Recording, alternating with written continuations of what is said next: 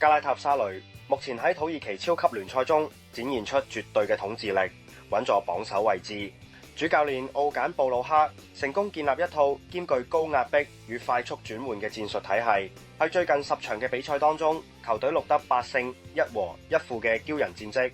尤其係國內賽場，近期嘅4連勝期間，共射入15球，火力極其恐怖。球隊進攻核心由阿根廷射手伊卡迪同尼日利亞前鋒奧斯文組成一對火力強大嘅雙箭頭。伊卡迪喺最近一場對陣艾斯堡嘅比賽中上演帽子戲法，展現出極佳門前嗅覺。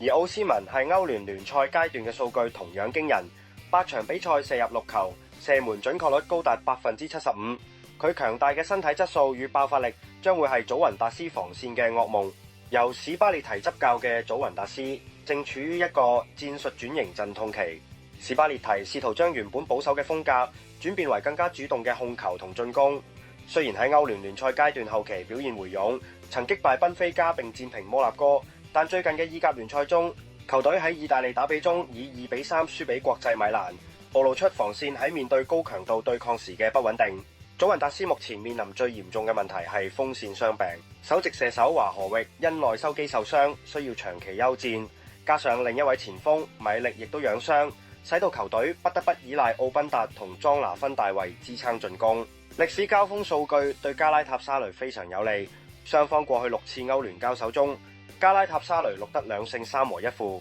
特別值得注意嘅係，祖雲達斯喺歷史上從來未喺加拉塔沙雷嘅主場贏過波。加拉塔沙雷係伊斯坦堡嘅地獄主場，氣氛對客隊嘅心理壓力係數據無法完全量化，但係無形中我哋將呢個因素賦予咗極高嘅加權值。模擬預測平局29.2%，優勢指數加拉塔沙雷加0.25。由於華荷域嘅缺陣，祖雲達斯入球期望值從原本嘅1.62降至1.34，而加拉塔沙雷喺主場入球期望值則穩定嘅1.55，無疑顯示呢場比賽出現平局嘅概率顯著高於市場預期。